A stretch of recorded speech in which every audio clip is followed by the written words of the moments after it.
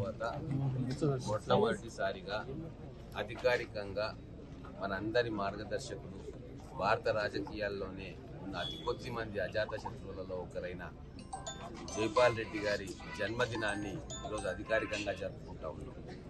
ఈరోజు మనం అందరం కూడా తెలంగాణ రాష్ట్రంలో శ్వాస పీలుస్తున్నామంటే కీలకమైన సమయంలో తన చతురతతోటి తన అనుభవంతో లోక్సభలో బిల్లును ప్రవేశపెట్టించడంలో చాలా కీలకమైన పాత్ర పోషించిన విషయం మనకు తెలుసు. ఆ రోజు ఇక బిల్లు పాస్ కాదు లోక్సభలో అని నిరాశా నిస్పృహలకు చెందిన తెలంగాణ సమాజం నిరాశా నిస్పృహలకు చెందినప్పుడు తానే చొరవ తీసుకొని అటు స్పీకర్ మీరా కుమారి గారి దగ్గరికి, సోనియా గాంధీ గారి దగ్గరికి, సుష్మా స్వరాజ్ గారి దగ్గరికి, వారందరి దగ్గరికి వెళ్ళి అందరినీ సమన్వయపరిచి రూలింగ్ పార్టీని అపోజిషన్ను తన అనుభవంతో వాళ్ళను ఒప్పించి ఆ రోజు లోక్సభలో తెలంగాణ బిల్లును ప్రవేశపెట్టడం జరిగింది. దానికి ప్రధానమైన కర్త కర్మ క్రియ మన జైపాల్ రెడ్డి గారు.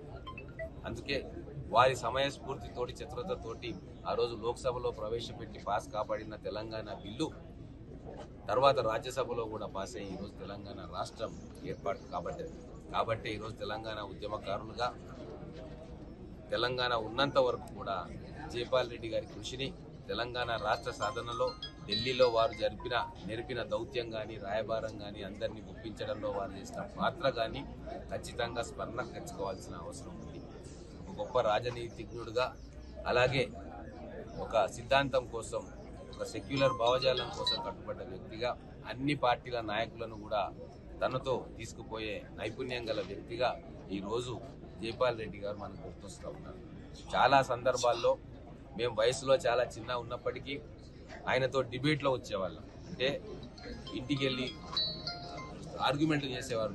మేము ఆర్గ్యుమెంట్లు చేసినా కూడా అనుభవంతో మాకు చెప్పేవాళ్ళు, ఇలా కాదు, మీకు ఇంకా అనుభవం రాలేదు, ఇలా ఉంటుంది అని చెప్పి మాకు అందరికీ కూడా రాజకీయాలు నేర్పించిన వ్యక్తి. ఎన్నో విషయాల్లో చిన్న పెద్ద తేడా లేకుండా పక్కన కూర్చోబెట్టుకొని మాటామంతి కలిపే ఒక ఓపెన్నెస్ వారిలో ఉండింది. కాబట్టే ఈరోజు పండు ముదుసల నుంచి యంగ్స్టర్స్ వరకు రాజకీయాల్లో వారితో అనుబంధం ఉన్న ప్రతి వ్యక్తి కూడా వారి గొప్పతనాన్ని, వారి ఔన్నత్యాన్ని ఈరోజు వారి 82వ జన్మదినోత్సవం సందర్భంగా గుర్తు తెచ్చుకుంటా ఉన్నారు. వాస్తవంగా ఒక తీరని లోటు తెలంగాణ రాష్ట్రానికి ఈరోజు కాంగ్రెస్ ప్రభుత్వం వచ్చిన తర్వాత వారు జీవించి ఉన్నట్టయితే ఖచ్చితంగా మనకు దిశానిర్దేశం చేసేవాడు.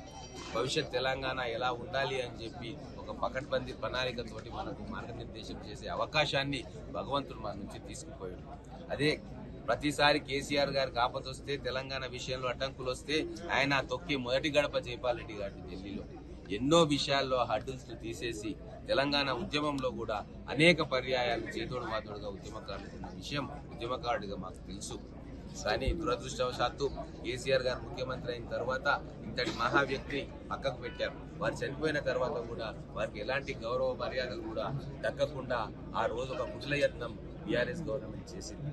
కానీ కాలం గొప్పది. ఆ మహనీయుని చరిత్రను మళ్ళొకసారి ప్రజలకు గుర్తు చేసుకోవడానికి ఈరోజు కాంగ్రెస్ ప్రభుత్వం వచ్చి ఈరోజు వారి జన్మదినాన్ని అధికారికంగా జరుపుకొని మళ్ళీ ఒకసారి తెలంగాణ ప్రజలకు, ఉద్యమకారులకు వారి యొక్క ఔన్నత్యాన్ని, వారు గడిపిన జీవితాన్ని, ఎంత నిరాడంబరతతోటి వారి జీవితాన్ని, రాజకీయ జీవితాన్ని గడిపారో ఒక ఆదర్శప్రాయమైన వ్యక్తిగా ఈరోజు మన కళ్ళ ముందు వారి చరిత్ర ఉంది. కాబట్టి మళ్ళీ ఒకసారి మననం చేసుకునే అవకాశం ఈ ప్రభుత్వం కల్పించింది, మన ముఖ్యమంత్రి గారు కల్పించిండ్రు. కాబట్టి ప్రభుత్వానికి ధన్యవాదాలు తెలుపుతా ఉన్నాను మా కాంగ్రెస్ నాయకులు, కార్యకర్తల తరఫున.